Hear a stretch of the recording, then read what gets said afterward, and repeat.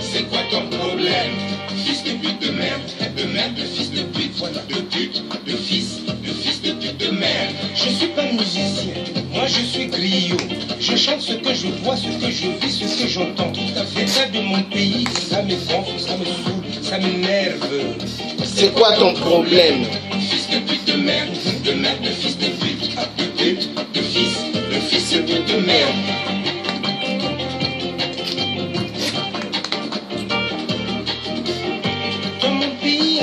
Dans mon pays, tout va bien, à part ce qui ne va pas. Le gouvernement est vétuste, l'Assemblée est vétuste, le Sénat est vétuste. Et tu veux pas que je parle? C'est quoi ton problème? Fils de pute de merde, de fils de pute, de fils de pute de merde.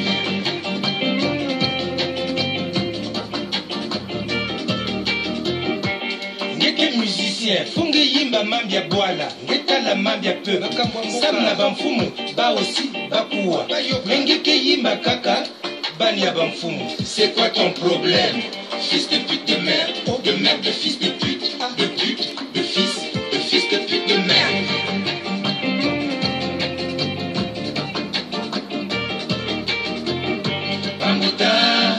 Bambuta wabata.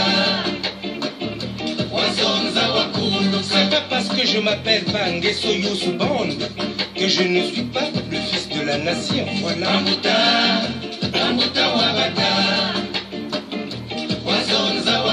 Je viens d'une nation où il y a le père de la nation, je suis le fils de la nation, j'ai le droit de parler. Tu as le droit. La diaspora m'a dit que si je rentrais chez moi au Congo, franchement, on me couperait la tête. Non, je suis pas musicien, moi je suis griot. Je chante ce que je vois, ce que je vis, ce que j'entends. Dans mon pays à moi, il n'y a pas de musiciens. Quand ils chantent les politiques, généraux, les ministres, on les appelle les musiciens. Ah bon? Mais devant moi, c'est pas des musiciens. C'est quoi ton problème? Fils de pute de merde, de fils de pute, de fils de pute de merde.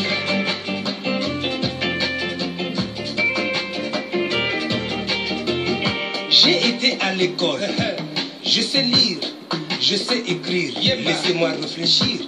Dans mon pays à moi, la culture n'a pas sa place. Télé Sassou, c'est pas Télé Congo. Radio Sassou, c'est pas Radio Congo. Nipouna, et tu veux pas que je parle? Tu veux pas que je parle? Tu veux pas que je parle?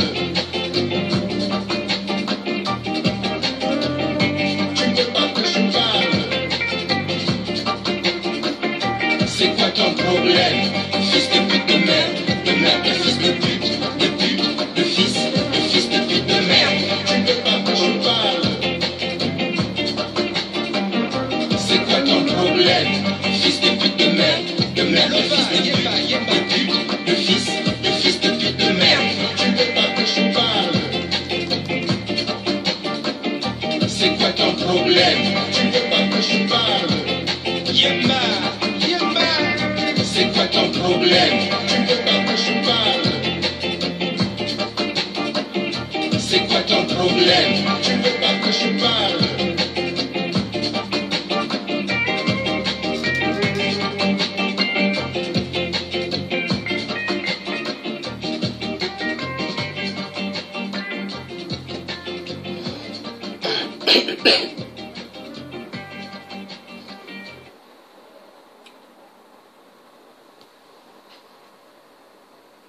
Bonsoir à tous. Nous allons parler d'un sujet très important sur les métissages. Les métis, est-ce que les métis sont des blancs? Non. Les métis, c'est des noirs. Oui. Il y a blanc et noir. Mais c'est le noir qui gagne. Parce que le noir, premier être humain créé par Dieu. Est-ce que vous voyez? Le métissage n'est pas blanc, mais noir. Je me rappelle quand j'étais petit, enfant, au Congo-Brazzaville. Quand j'allais à l'école, d'autres enfants noirs de peau, quand ils me voyaient, où il voyait mes sœurs. Il disait « Mwana Mundele ». Il criait « Mwana Mundele ». Et quand j'écoutais ça, je disais « Mais c'est quoi ça ?» Et il continuait, parce que les enfants là, ça devenait comme si c'était la blague pour eux. Mais moi, à l'école, quand on me provoquait comme ça, moi, je commençais à taper. Hein. Parce qu'ils aimaient bien. Dès qu'ils me voyaient crier « Mwana Mundele ». Hein? Donc, l'enfant du blanc. Oui, au Congo-Brazzaville, quand ils voyaient les enfants métis, hein? Moi ou puis d'autres amis qui étaient métis, ou mes petites soeurs, ou mes frères, les gens criaient « Mwana Mundele ». Donc, l'enfant blanc. Nous allons parler de ce sujet, parce que le sujet là est très intéressant. Hein? Oui.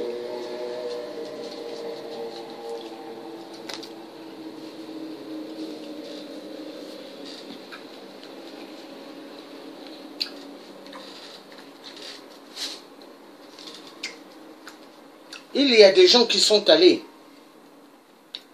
en Afrique et qui ont fait même des enfants là-bas avec des femmes noires. Hein.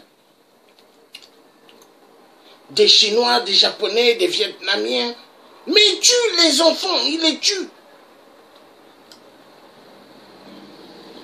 Et c'est un crime. Pourquoi? Parce qu'une histoire de métis. Et il se dit, vu eux, ils partent chez eux, il faut tuer les enfants. Mais c'est quoi ça? Hein? Tout d'abord,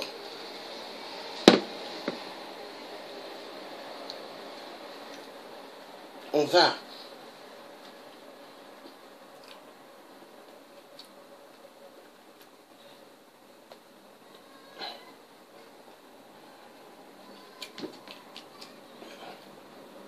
regarder ça, c'est très important. Sujet le métissage, hein? Très, très, très important. Et après, on ira dans d'autres choses. Voilà.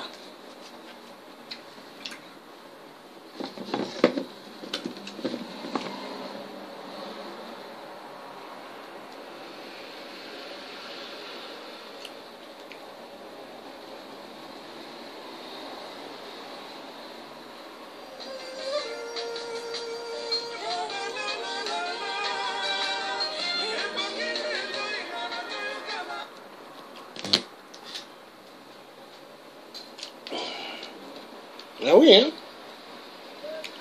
Les enfants métis.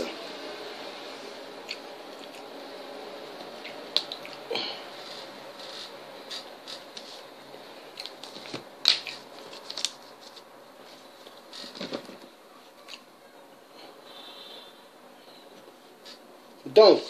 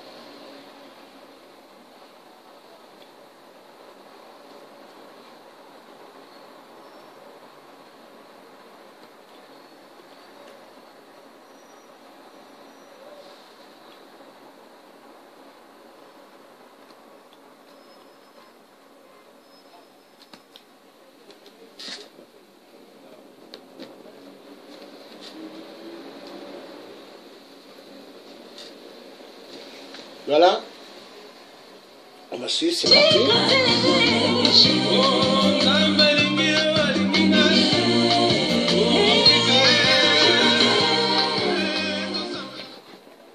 Dans ma maison, en tout cas, j'ai colonisé. Tout le monde mange le maillot. En tout cas, Maintenant, mundele wa mukondo, faut zonza lari. Zonza lari, kona kani. Kani. Ça fait plaisir. Ça a toujours été un plaisir de vous avoir branché sur cette chaîne, là où nous vous amenons tout sujet. On parle du mariage, on parle de Dieu, on parle de la communauté et on parle de tout ce que Dieu a eu à faire dans nos vies. Et aujourd'hui, on a reçu deux personnes. Une personne que vous connaissez déjà et l'autre est carrément une personne nouvelle sur Gospel Rubric. Nous allons toucher un sujet très délicat. Vous savez, tel que moi, je suis marié à une blanche et j'ai des métis. Donc aujourd'hui, nous avons reçu deux métis sur le plateau et l'autre que vous connaissez très bien, c'est ma nièce Chasti Bitindu. Et vous avez l'autre, mon neveu qui est là. Ouais, je sais, écoute. Ouais. Je suis l'oncle. C'est Gervais et ils vont nous parler un peu comment a été l'expérience depuis qu'ils sont nés, être métis dans la société. Et je veux commencer avec, on va commencer avec la dame. Donc, merci, Maman Chassi, est-ce que vous pouvez vous présenter, que les gens qui nous suivent, qui sachent qui est Maman Chassi vraiment? Oui, Nani va te bien qui tu es. Ah, c'est vrai. Donc, on profite de l'émission, dis-nous qui tu es, bro. En tout cas, merci mon frère William, que le Seigneur te bénisse. Je salue tout le monde à travers le monde qui me suit partout, les fanatiques du Seigneur et les gens qui me soutiennent aussi dans mon œuvre, dans mon ministère. Je suis la sœur Chasti Bitindu, comme vient de le dire. Voilà, je suis ici, je vis à Londres, je fais des émissions et vous allez me découvrir dans plusieurs choses. C'est moi. Je veux me tourner vers ma gauche. Et ça, c'est mon neveu Gervais. Mon neveu, est-ce que vous pouvez vous présenter, que les gens sachent qui vous êtes vraiment? Qui je suis Gervais Legault. Je suis congolais. Je suis né à Brazzaville. J'ai grandi à Brazzaville. Je suis métissé, c'est le sujet du jour. Ma maman est russe et mon père est congolais. Donc aujourd'hui, c'est une occasion de partager un peu l'expérience et de voir comment est-ce qu'on a grandi, comment est-ce que j'ai grandi en tant que métis au Congo-Brazzaville. Ok, je vais me retourner encore vers Maman Chassé. Maman Chassé, vous êtes né où précisément? Vous êtes né où? Précisément, je suis née aussi au Congo-Brazzaville. Et je peux dire aussi que je suis quinoise parce que c'est dans mon sang aussi. Je vous aime beaucoup mes frères, mais je suis congolaise de Brazzaville, je suis métissée. Mon père est blanc et ma mère, elle est congolaise. Ok, et mon neveu Gervais, chez vous, donc, qui est noir, qui est blanc? Mon papa est congolais, comme j'ai dit tout à l'heure, et ma maman est russe. Ok, voilà. Parce que je crois que I have missed that part. You know. Ok, grandissons à Brazzaville, ou grandissons plus précisément à Mukondo. Comment a été la vie quand vous êtes jeune? Bon, vous êtes différente. Parce que je me rappelle, hein, quand j'étais petit, je voyais moi, le Mondele Azul, les gars, un bloc qui passe. Ah, t'as le Mondele. Comment ça a été, l'expérience? Comment ça a été? Je peux dire que ça a été bien. La majorité du temps, parce qu'on se sent plus accepté dans le milieu africain que le milieu des Blancs. Parce que moi, personnellement, j'ai vécu à Mukondo, j'ai grandi à Mukondo. Pour ceux qui connaissent Mukondo, il y a une partie qui est, on peut dire, middle class, et une partie qui est un peu riche. Bon, j'étais très remarquable le fait que j'avais une autre couleur de peau, donc on m'appelait tout le temps Mundele Madesu. Et franchement, cela me faisait tellement pleurer, je ne sais pas pourquoi, tout le temps on m'appelait Mundele Madesu, je partais me cacher et je pleurais tout le temps. Mais Mundele Madesu, là, j'ai entendu l'expression là, c'est quoi Mundele Madesu, ça parle de quoi? C'est quoi? Parce que les Madesu, quand on prépare ça, les haricots, c'est jaune, hein? C'est un peu jaune, hein? En fait, bon, je pense que moi je peux relayer tout ce que Tiassi vient de dire. Moi, je me rappelle quand j'étais petit, je me baladais dans certains quartiers, on criait Pipon, Poli, Mundele Madesu.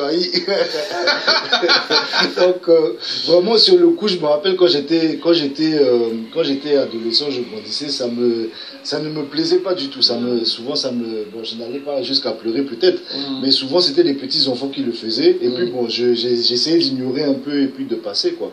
Mais bon, c'est vrai que dans certains milieux, c'était pas toujours évident quoi. Il fallait montrer qu'on est dignes d'être là au même niveau que les autres. Mais à l'école, moi ce que je voudrais savoir, c'est à l'école, je veux commencer avec mon frère Gérard. Comment a été l'expérience à l'école, c'est-à-dire étant métisse à l'école? Bon, l'école, déjà, bon, faut dire que j'ai fait mon école primaire à Brazzaville, à l'école de la Glacière. Et il faut dire que c'était une école qui était, bon, c'était une école publique, mais qui était très mélangée. Il y avait beaucoup d'enfants, il y avait des enfants de ministres qui étaient... C'était une école française alors? Non, c'était une école publique, voilà, de la Glacière, l'école Glacière. J'étais dans une école française, mais plus jeune, au CP. Je suis arrivé, je pense que au niveau du CE2, les années, je crois, 82-83, le Congo avait décidé de ne plus avoir d'école privée.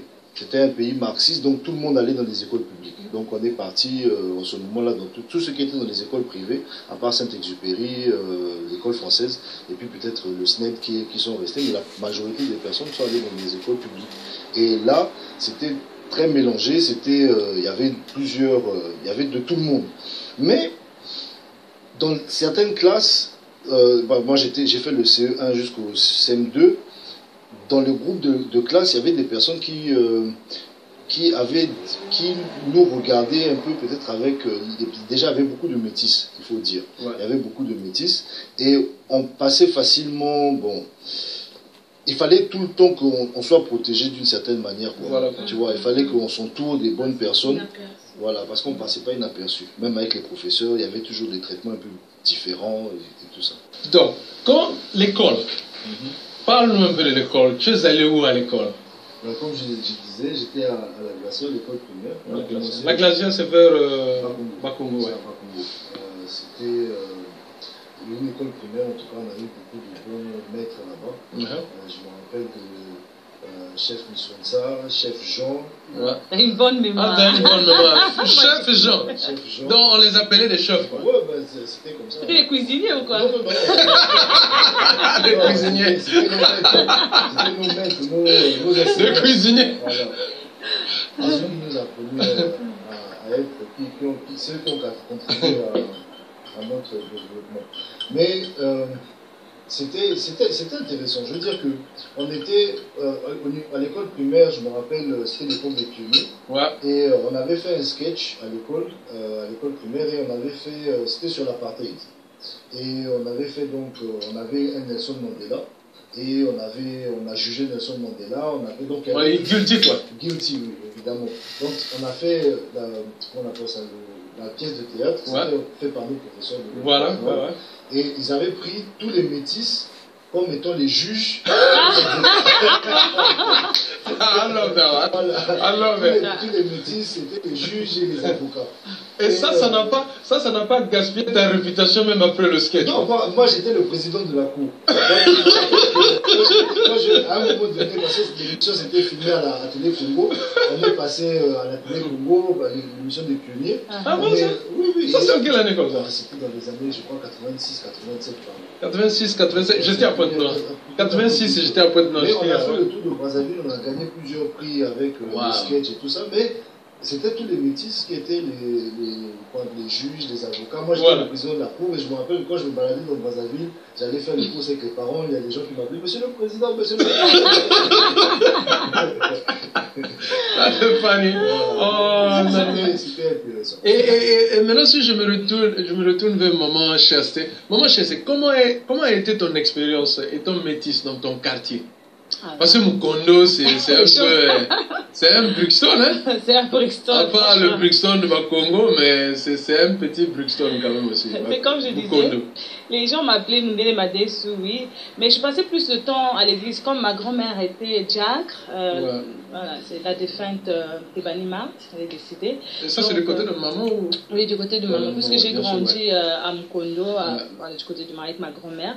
Et on partait tout le temps à l'église. J'habitais en face de l'église en fait. Voilà. Donc tout le monde me connaissait. Ma grand-mère m'emmenait toujours à l'église. Je partais dans les Quilombo. Voilà. J'ai grandi à l'école de dimanche. J'avais plein d'amis. En tout cas, les gens m'aimaient beaucoup. Voilà.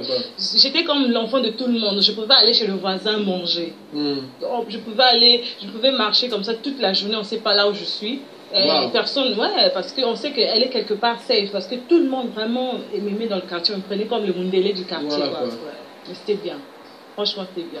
Non, mais ça, c'est Ouais. quand même une bonne expérience. Et quand tu grandissais, disons, est-ce que tu avais, tu pensais, tu te disais, un jour il faut que j'aille en Europe? Bon, quand je grandissais, déjà ma mère, elle était en Europe, parce que j'ai grandi avec ma grand-mère, donc Ouais. c'était sûr que j'allais la rejoindre un jour. Mais au début, j'étais encore avec ma grand-mère jusqu'à l'âge de 14 ans, et après, bon, c'était temps de venir. En fait, je suis venue en Europe, c'est par rapport aux événements de la guerre de 97. Ok. Normalement, je n'étais pas vraiment intéressée, ni ma grand-mère, elle n'était pas trop intéressée, parce qu'on était bien, Ouais. on était à l'aise là-bas, avec ma grand-mère. Bon, après les événements de 97, et là, ma grand-mère elle s'est dit, bon voilà, il est temps Il est d'aller temps rejoindre ta que mère rejoindre maman, ouais. en Allemagne. Donc, c'est là, vers 99, que j'ai voyagé. Je suis partie en Europe. 99. Oui. Et vous, à quel moment vous vous êtes décidé, vous vous êtes dit, bon, écoute, j'en ai assez avec l'Afrique, il faut que j'aille en Europe. Vous, parce que tel que moi, je ne suis pas médecin, mais je suis venu en Europe étudier. J'ai étudié en Pologne, c'est là où j'ai rencontré ma femme. Et on a deux jolies filles, Alice et Sacha. Donc j'ai aussi des métissés. C'est pour ça que j'ai fait ce programme-là. Je voudrais quand même rentrer en deep. Qu'est-ce que les métis ressentent dans la communauté? À quel moment vous êtes décidé que, voilà, ok, il est temps que j'aille en Europe? Pour moi, c'était l'Europe, c'était pas vraiment le dreamland. Hein. Moi, j'ai fini mes études, j'ai fait mon bac en Brazzaville, je suis allé habiter en Côte d'Ivoire pendant quelques années. Ok. Et de la Côte d'Ivoire, je suis venu en Angleterre. Et c'est parce que mon père pensait il estimait qu'un cadre devait parler l'anglais.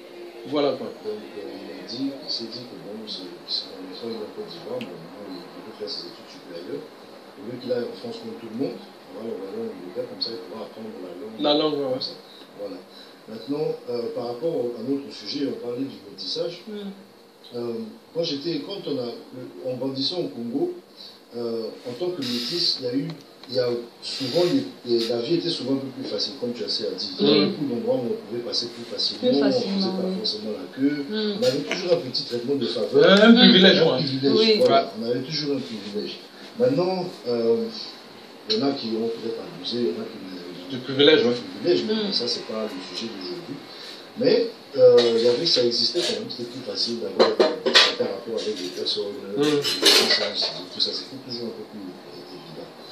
Mais moi, en grandissant, j'ai grandi au Congo avec une maman qui était russe, érythréenne, et je me suis vraiment pas posé la question en grandissant si j'étais congolais ou si j'étais russe, pour moi j'étais un congolais, on appelle ça je suis né au Congo, j'ai grandi au Congo, je ne me posais pas la question. Mais je me rendais compte que très souvent, quand je suis arrivé en Côte d'Ivoire surtout, quand je me retrouvais dans la communauté congolaise, c'était souvent difficile pour eux de m'accepter. Parce qu'ils se disaient, est-ce qu'il est vraiment congolais? Est-ce que c'est vraiment congolais? C'est un métis, mais est-ce qu'il est vraiment congolais? Donc, il y avait toujours ce rapport qui était toujours un peu ambigu, quoi. Et c'était très dérangeant pour moi. J'avais toujours l'impression qu'il fallait que je puisse me démontrer faire plus que les autres. Pour démontrer que vous êtes congolais. Je suis effectivement un Congolais qui est comme tout le monde, je suis congolais.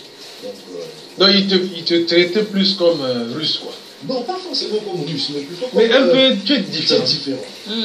Voilà, tu es différent, donc bon... tu n'es pas congolais. En tout cas, c'est cette impression que j'avais dans certains milieux. Mais sinon, j'ai beaucoup d'amis, j'ai des amis au Congo j'ai des amis libanais, j'ai des amis congolais noirs, congolais métis, même des congolais blancs. Donc il y en a beaucoup maintenant. Pour revenir à ta question, venir en Europe, quand je suis arrivé en Angleterre, là, je me suis rendu compte qu'au pays, on était Mundele, mais ici, là, on est noirs. On est des nègres. Tu vois, et pour moi, c'était un choc identitaire. Un choc identitaire. Ouais, ça a été vraiment un choc identitaire. Parce que je me suis dit, mais où est-ce que je me situe? Où est-ce que, est-ce que je suis blanc? Est-ce que je suis noir? Est-ce que je suis... Pour la première fois, je commençais à me poser ce genre de questions. Quoi. Tu vois, alors qu'en grandissant, pour moi, bon, je suis congolais, j'ai pas vraiment de doute. Mais là, venir en Europe, on m'a tout de suite montré que j'étais automatiquement catalogué en tant que noir, en tant qu'Africain. Et du coup, j'ai eu cette crise identitaire et il fallait que je puisse me retrouver. Mais vous, quand vous êtes arrivé en Angleterre précisément, qu'est-ce que vous avez senti? Moi, je dirais d'abord, la chose que j'ai remarquée, il y a deux catégories de métis. Il y a les métis qui grandissent avec des parents noirs. Il y a les métis qui grandissent avec deux parents, les blancs et les noirs, et il y a les trois catégories en fait. Il y a les métis qui grandissent avec les blancs. Ouais. Moi, je suis celle qui a grandi avec les noirs. Voilà. Donc, je me suis sentie vraiment noire, africaine. Et vous êtes celui qui a grandi avec les deux? Avec les deux. Donc, peut-être lui, il a eu cette balance-là. Moi, je me suis sentie plus africaine. Donc, dans ma tête, déjà, c'était que je suis africaine. Donc, quand je suis arrivée ici, là, je suis restée africaine. Et je n'avais même pas l'idée que j'ai un peu le sang des blancs. Donc, moi, je me disais que c'est juste la couleur. Je me sens africaine, puisque quand j'étais au Congo, je partais dans les champs, on partait au village. Chaque fois, j'étais au village, je partais au champ. Je faisais des choses comme tout le monde. Et comme tout africain. Comme tout africain. Quand je suis arrivée ici, je me sens jusqu'aujourd'hui africaine. Donc, quand les gens me disent, tu es métis, je regarde et je dis... Je suis noire, c'est tout, hein. Je me sens africaine en tout cas. Donc, si je comprends bien, être métisse, c'est un problème d'environnement. Ça dépend de là où vous avez grandi, ça dépend de comment la société vous accepte. C'est mental en fait, c'est dans la tête, tout se passe dans la tête. Bon, il y a des métisses qui se disent blancs.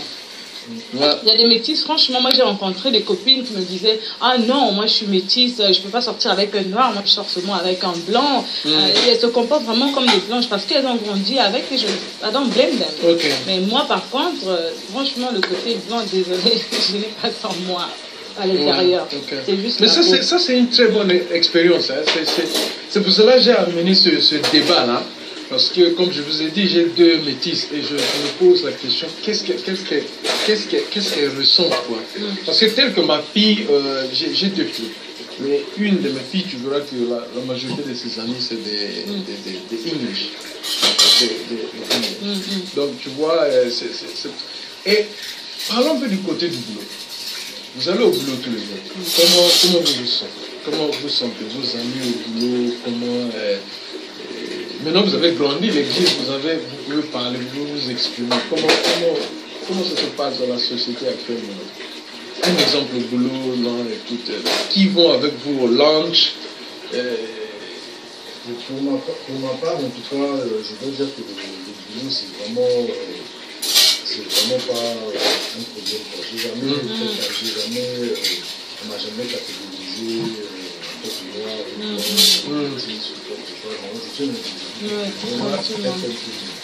et surtout dans ce pays, c'est pour ça je chapeau aux Anglais parce qu'ils sont très stricts à balancer les cultures. Hein. Moi par contre dans mon boulot, excusez-moi, par rapport à ce que je fais, je suis prothésiste dentaire. Ouais. Ça n'a pas été facile parce que dans le milieu il y a plus des blancs et des indiens. Et je suis retrouvée comme la seule noire à travailler dans un laboratoire à faire des prothèses. J'ai eu une expérience, j'ai travaillé seule dans un labo. Il y a des gens qui venaient me disaient est-ce qu'on peut voir le technicien? Moi je dis c'est moi. Ils disaient non, on veut voir le technicien parce qu'ils sont habitués à voir un blanc ou un vieux blanc. Et voilà, donc c'est seulement ça. Mais sinon en général en Angleterre, il n'y a pas de souci hein, côté boulot.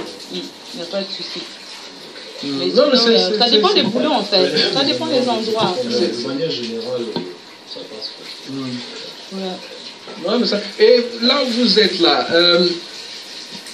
c'est-à-dire vos enfants, qu'est-ce que vous réservez? Quelle éducation que vous passez? Je sais que vos enfants vous posent des questions. Maman, le grand-père, grand-mère, dans votre famille, comment vous localisez? Étant métisse dans votre... Parce que toi, tu es marié à... Une Ivoirienne et vous êtes marié à un Congolais. Et comment vous la culture, il faut préparer, tout ça. Bon, je sais que vous en avez déjà beaucoup fait en Afrique. Comment vous balancez ça maintenant dans votre famille? Moi, dans ma maison, en tout cas, j'ai colonisé tout le monde. Tout le monde mange le manioc. Tout le monde mange tout. Il n'y a pas de problème. De même aussi, les enfants, ils aiment manger les plats de leur maman, le foufou, les choses graines, les plats ivoiriens, ils aiment. En tout cas, c'est ouvert, quoi, franchement. Maintenant, les enfants, c'est vrai qu'ils peuvent avoir un problème d'identité.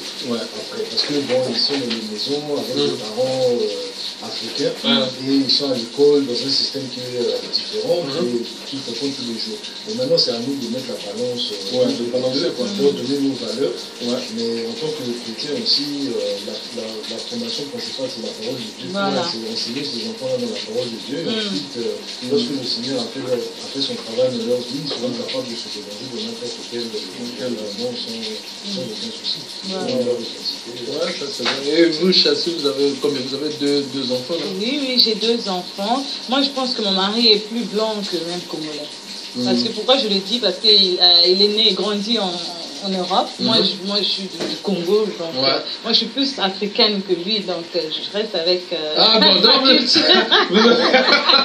donc vous savez quand même des Noirs qui sont nés ici. Oui, il y a des Noirs qui sont nés ici. Ils se comportent comme des Européens, quoi. Oui, il y a des Noirs qui sont nés ici, mais bon, voilà, il y a 2 cultures dans mon foyer, puisque mon mari, il est noir, mais né ici, là, et moi, je suis métisse, née au Congo. Non, on balance, il y a la balance, c'est que bien les enfants sont en Europe, donc ils peuvent avoir les 2 cultures, et je planifie les emmener aussi en Afrique pour qu'ils voir un peu votre culture. Bien sûr. Mais parce que en fait, vous avez tout dit, hein, vous avez dit, vous êtes né en Afrique, grandi en Afrique, vous avez connu un peu la culture là. Il y avait le bon, le moins, on a tout entendu. En Europe, dès que vous êtes arrivé, vous avez compris que voilà, vous êtes localisé ici, vous avez fait le choix. En fait, c'est ce que j'ai compris. Hein. Vous, on vous a fait comprendre, mais vous êtes classé vous-même. Voilà. Mais un dernier mot aux gens qui vous écoutent, c'est-à-dire aux gens qui vous regardent, l'expérience, c'est-à-dire nous avons des frères. Tu sais, on vit, hein. On a des frères et des sœurs qui vont se mélanger. On a des sœurs là-bas qui vont se marier avec des blancs. On a des frères là-bas qui vont se marier avec des blanches. Quel est le conseil que vous leur donnez? Quel est le conseil? Comment est-ce qu'ils doivent encadrer ces enfants-là? Oui, avant de commencer à donner le conseil, j'ai un petit truc à dire à propos des filles métisses. Il y a beaucoup de choses qu'on dit sur les filles métisses. Mon frère Eric, j'imagine déjà que, tu sais, on dit que les filles métisses, elles sont pas sérieuses. Voilà, elles prennent le mari de trouille et tout ça. Bon, je peux dire en général, je pense pas que c'est un problème de peau. Je sais que la peau métisse, elle attire, mais ça je comprends parce que c'est une autre race, au milieu surtout des Africains, parce que quand on part en Afrique en tant que fille métisse, tu vois que les regards sont sur toi, mais fille claire en général, hein, voilà, fille claire en général, voilà, mais ici c'est pas le cas. Voilà. Oui. Donc c'est ça qu'on essaie de dire à nos sœurs métisses. Ici ils font des choses comme ça, qu'ils arrêtent, parce que la peau c'est juste là, c'est le cœur en fait, la beauté c'est pas là à l'extérieur, c'est le cœur. Ici, il y a des gens qui des fois ils doivent arrêter parce que ça donne une mauvaise réputation à toutes les métisses en fait. Donc c'est juste ce truc là qui nous dérange un peu en tant que fille métisse, quand tout le temps on te traite de moins sérieuse, même quand tu n'es pas, on te voit métisse, on voit directement oh oui celle-là, et c'est difficile pour les métisses de trouver aussi un foyer, ce que j'ai remarqué, parce que tout le temps on se dit ah non, elle là on peut pas la marier parce que sûrement il y a plein d'hommes derrière qui sont là. Donc, je ne sais pas si mon frère peut ajouter du côté des hommes, comment ça se passe. En fait, du côté des hommes, l'image que moi j'avais, je me rappelle quand j'étais bandit, mon papa me disait toujours que tu vas devenir mécanicien. Tu vas devenir mécanicien. Ne crois pas que je t'envoie dans une école, tu vas aller apprendre dans un garage. Parce qu'il y avait 2 frères, à Brazzaville qui avaient un garage qui marchait très bien. Donc on disait que tous les métis c'est des mécaniciens, les garçons métis c'est des mécaniciens. Donc on avait cette, je sais pas, peut-être tradition. J'espère que c'est moi seul qui ai vécu ça, mais en tout cas j'ai eu cette expérience-là. Maintenant, pour ceux qui veulent se marier aujourd'hui, le monde dans lequel on vit, c'est global. Hein. Vraiment, on appelle ça. Maintenant, on voit des Chinois avec des Noirs, des Blancs, des gens se mélangent vraiment. C'est le monde, c'est vraiment global. L'essentiel, vraiment, c'est d'avoir une base commune. Si deux personnes dans une famille, déjà même, peuvent se diviser, peuvent se battre, même des fois deux personnes d'une autre nation. Donc, il faut avoir une base quand même solide, se mettre ensemble. Et puis, bon, le monde est comme ça. Aujourd'hui, l'immigration, les gens voyagent, se déplacent. La société maintenant est telle que le métissage est beaucoup plus fréquent que ça. Peut-être 100 ans, je sais pas. Et oui. Non, mais ça a été vraiment un plaisir. À moins que vous avez quelque chose à ajouter, mais plus ma question. J'aimerais ajouter. D'accord. Donc, ba métis, bazali mundele te, mais des Africains donc noirs. Moi, le Dieu qui parle, je suis un métis, né au Congo-Brazzaville. Oui. Et je suis fier. Je suis né là où les coqs chantent. Je suis né là où il y a des gorilles. Je suis né là où il y a des singes. Je suis né là où il y a des crocodiles, des hippopotames. Je suis né là où il y a des guerriers. Oui. Donc, ce direct, je l'ai fait par rapport à les métis, hein, mais il y a autre problème. Comment ça se fait que dans des pays en Afrique immensément riches, côté minéraux, il y a des étrangers qui viennent là, ils viennent d'ailleurs, ils s'accomplissent avec nos filles, et au moment qu'ils doivent partir, Bazo Salani, Bazo Boma Babana, est-ce que c'est normal? Crime contre l'humanité. Oui, nous allons suivre. Je vais mettre ce direct là où des enfants métis ont été assassinés. Est-ce que c'est normal? Mais qu'est-ce qui ne va pas? C'est pas normal, hein? Mais on va suivre. On va suivre parce que la vérité triomphera. Est-ce que vous voyez? Et la vérité doit triompher. Car Dieu aime la vérité. Dieu le Tout-Puissant aime la vérité. Celui qui a créé le ciel et la terre. La plus riche région minière du globe. Pourtant, la population continue de vivre dans une pauvreté extrême, sur fond de guerre économique.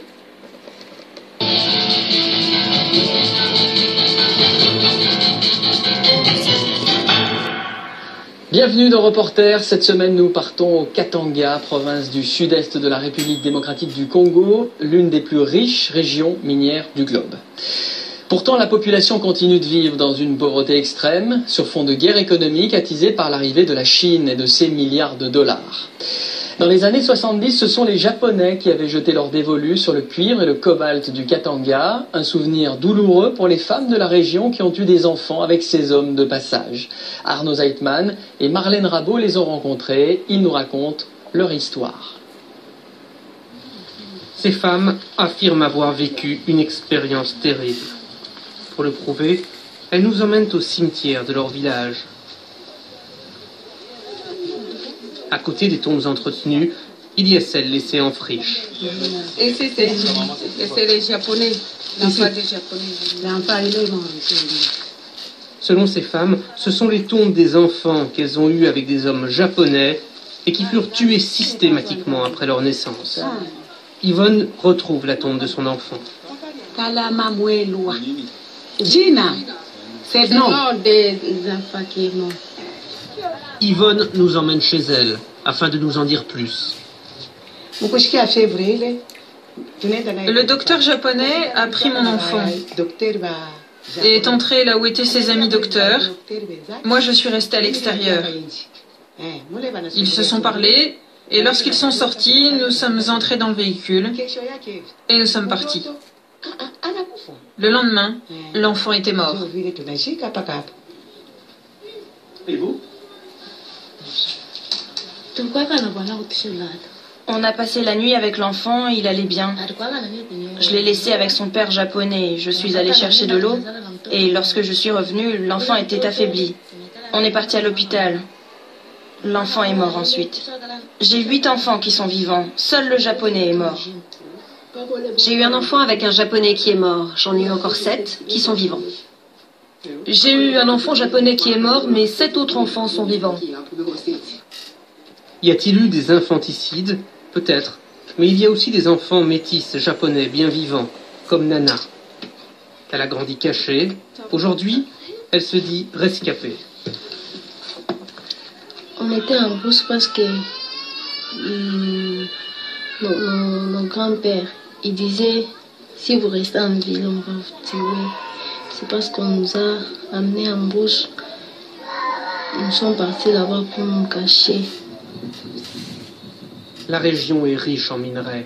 Et chaque jour, c'est par centaines que les camions emmènent leur cargaison de cuivre et de cobalt vers l'Afrique du Sud, à destination du marché chinois. Nana est seule, elle a besoin d'argent, et c'est auprès des camionneurs qu'elle vient monnayer ses charmes.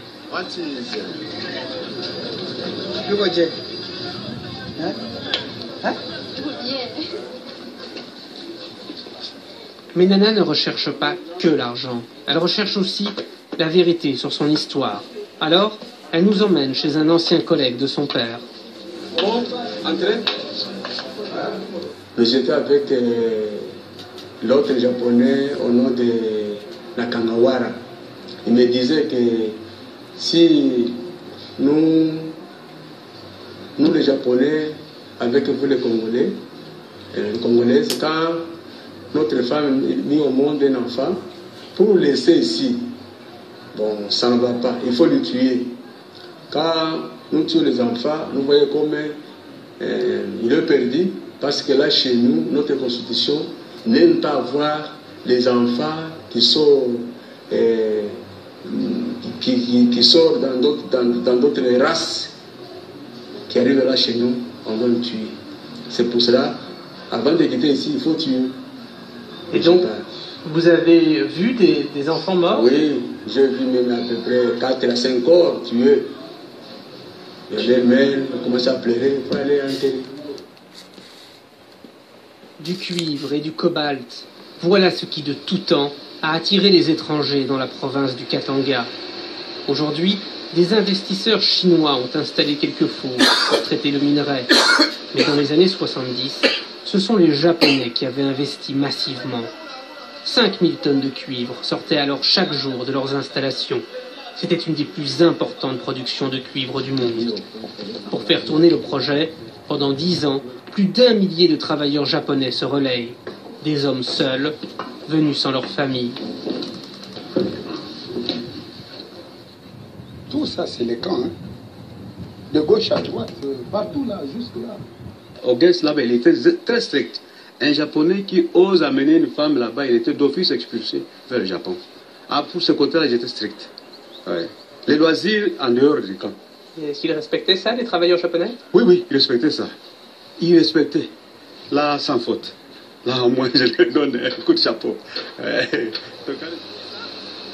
Voilà pour la version officielle. Mais certains travailleurs racontent autre chose. C'était des hommes comme nous qui ont trouvé parmi les Congolaises des belles filles et qui ont estimé qu'ils pouvaient partager un lit, un toit ensemble. Et ils l'ont fait au vu et au su de tout le monde. Et ça n'avait pas créé beaucoup de problèmes. C'est par contre chez eux où on ne pouvait pas rapatrier la progéniture. La progéniture. Les métis japonais se sont réunis en association. Ils sont une 50aine aujourd'hui et se disent rescapés. Leur quartier général, c'est cette pharmacie. Tout le monde cherche à voir quand même l'identité. Hein?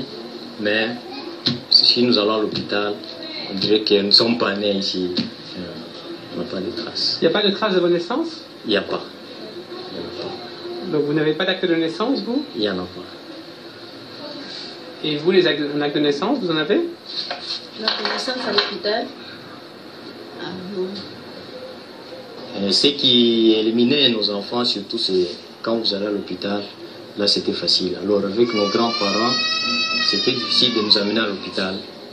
Alors c'est comme ça qu'on nous avons pu nous en sortir et être rescapés. Pour revendiquer leurs droits, ils ont pris un avocat qui est aussi député à l'Assemblée nationale congolaise. Les autres, on ne sait pas comment les atteindre. Il y a les autres qui sont à Lubumbashi. Moi, je n'ai pas tous les moyens d'investigation pour pouvoir dénicher la vérité dans cette affaire. C'est ainsi que moi, j'avais écrit en son temps pour qu'il y ait une commission parlementaire qui vienne enquêter sur cette affaire. Mais aucune commission d'enquête n'a été mise en place. Et le Japon n'a répondu ni aux demandes du gouvernement congolais, ni à celles des journalistes. Pour avoir des précisions, nous nous rendons à l'hôpital de la Mine, en compagnie des mères des enfants métis décédés et d'une infirmière qui travaillait là à l'époque. Ici, c'était leur dispensaire. Vous voyez la distance. Quand quelqu'un est ici, nous sommes là-bas. On ne sait pas ce qui se passe ici. Ici, c'était un médecin japonais qui occupait... Le médecin japonais et la demoiselle japonaise. Donc, il n'y avait pas de médecin congolais. Congolais, non. Vous-même, c'était ici? Oui. Il venait avec les Japonais pour rentrer. Il y a des Japonais qui viennent Kiaka.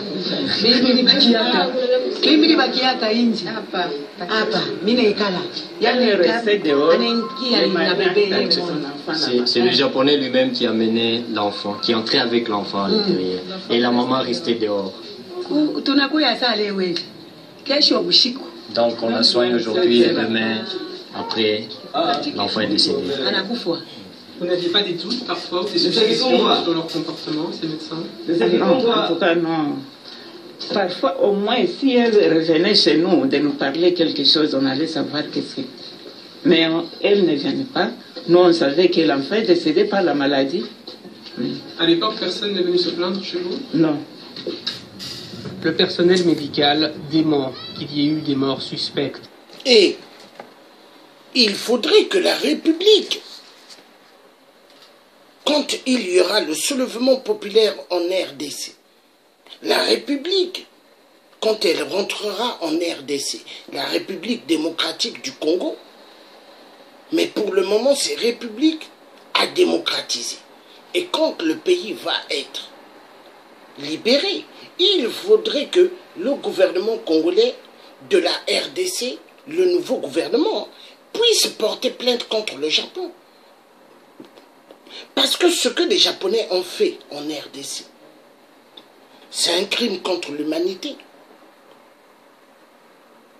Vous entendez dans ce reportage des enfants métis japonais, des Japonais qui ont eu avec des femmes congolaises de la RDC.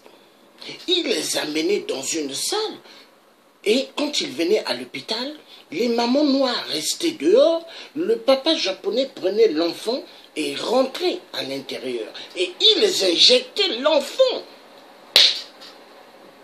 Et le lendemain, l'enfant mourait. Vous voyez? Est-ce que vous voyez?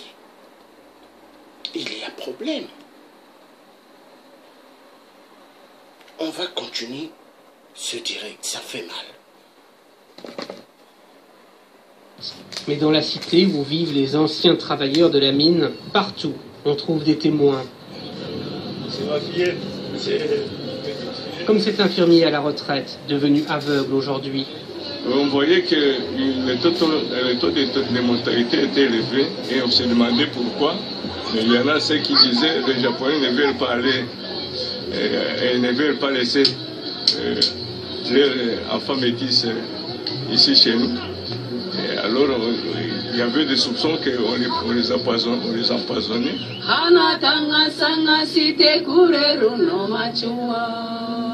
Les femmes se rappellent encore des chansons en japonais apprises avec leurs compagnons autrefois. Ces hommes ont-ils éliminé leurs enfants métis avant de partir? Les témoignages sont accablants. Mais Nana et les autres habitants de la région luttent pour survivre. Ok, merci beaucoup. Courage. Au revoir. Ils n'ont ni le temps ni les moyens de faire toute la lumière sur ces mystérieux décès d'enfants survenus au Congo il y a plus de 30 ans. Et c'est la fin de ce reporter. Merci de l'avoir suivi. À très bientôt. Nous avons suivi. Et c'est pas fini. Il y a d'autres choses. Mais c'est pour dire que c'est quand même incroyable. Et ça se passe dans pas mal des pays d'Afrique. Les venants d'ailleurs, quand ils viennent pas avec leurs femmes. Mais ils en profitent des femmes noires. Et ils font des enfants, ils enceintent, et après ils les tuent. Est-ce que c'est normal? Hein? Mais les Japonais sont tarés. Les Japonais, c'est des psychopathes, des mythomanes. Ils ont pris leurs braguettes, ils ont baissé. Ils sont allés avec des femmes noires. Mais après, ces femmes tombent enceintes, ils tuent les enfants. Ils les tuent parce qu'il faut qu'ils repartent au Japon. Et ils doivent tuer les enfants. Crime contre l'humanité. Crime contre l'humanité.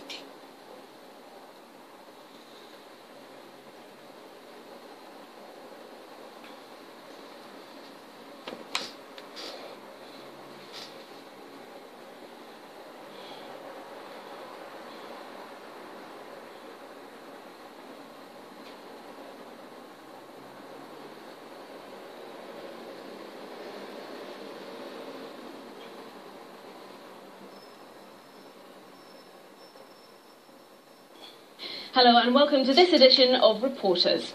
In southeastern Congo, mineral-rich Katanga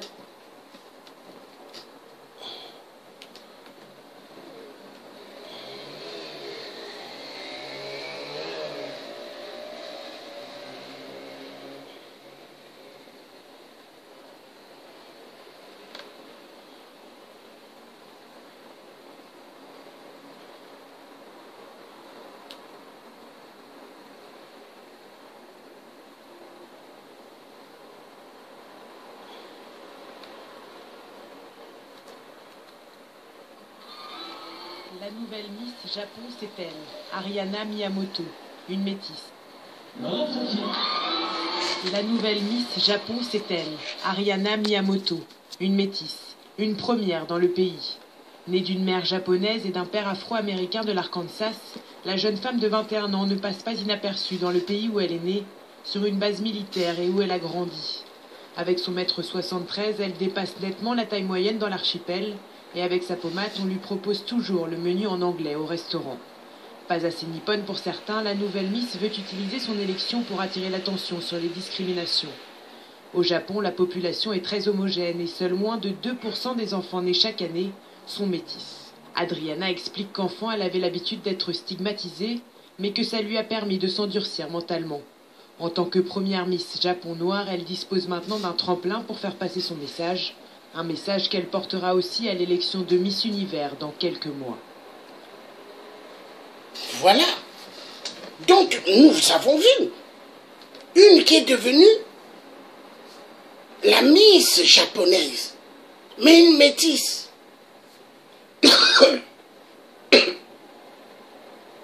Née d'un père et américain, le papa américain et la mère japonaise. Mais le métissage, c'est magnifique. Mais pourquoi les Japonais ont-ils tué leurs enfants en RDC? Pourquoi les Japonais n'ont pas pris des papiers pour aller inscrire leurs enfants dans des mairies vers le Katanga où est-ce qu'ils se trouvaient? Tout était secret. Incroyable, mais vrai. Mais c'est la foutaise des foutaises. Mais les Japonais, c'est des psychopathes mythomanes. Qu'est-ce qui ne va pas? On va suivre. Autre chose, quand même. Le métissage, c'est quelque chose de magnifique. Mais ils tuent les enfants. Parce qu'ils ont un problème avec les enfants métis. Oui, c'est ça.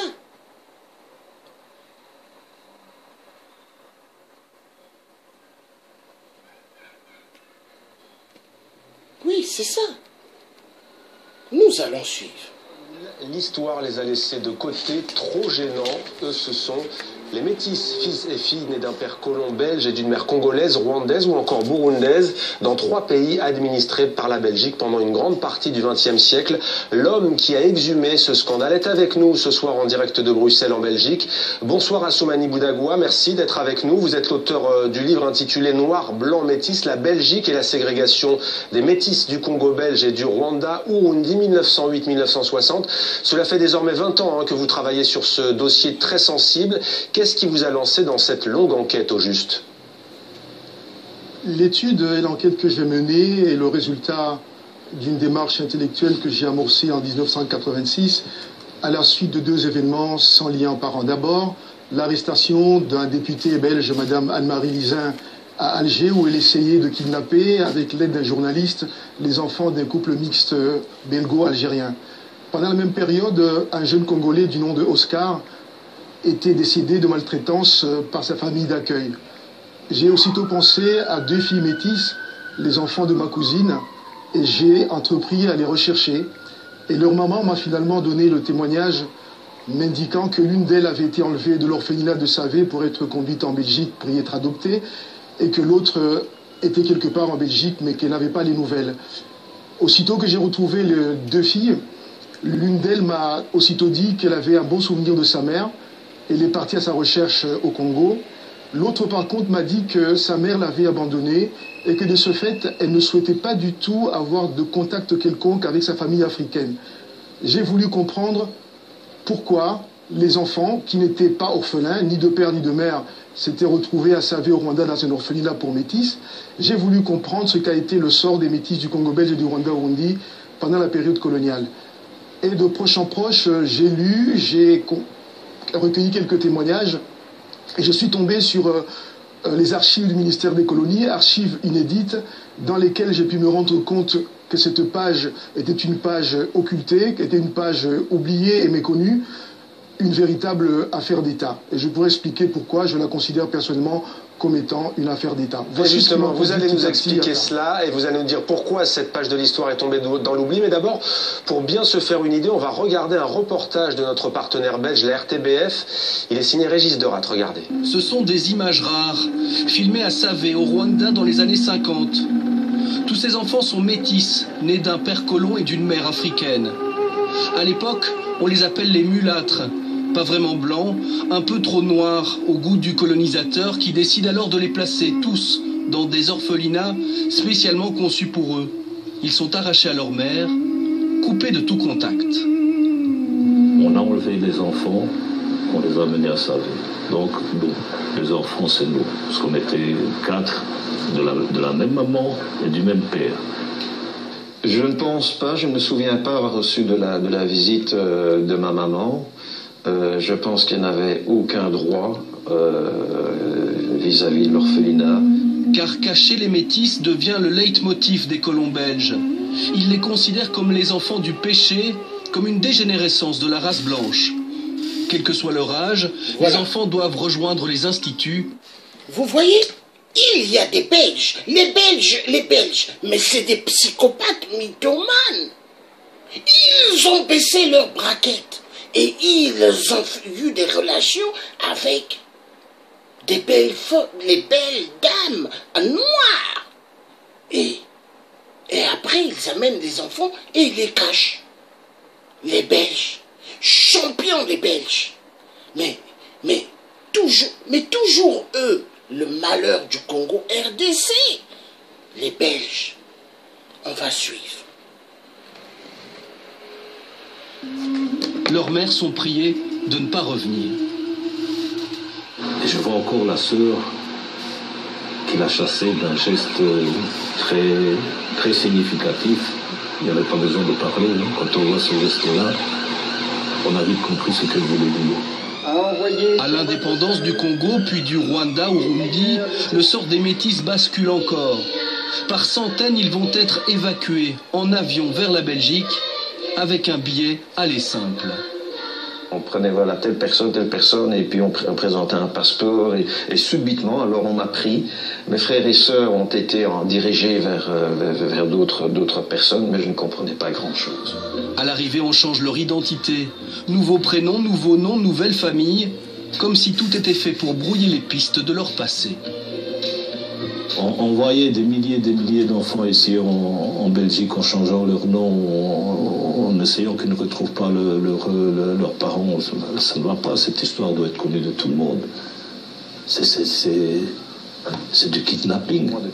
Luc fait partie de ceux qui ont pu remonter la piste. Il a retrouvé sa mère biologique.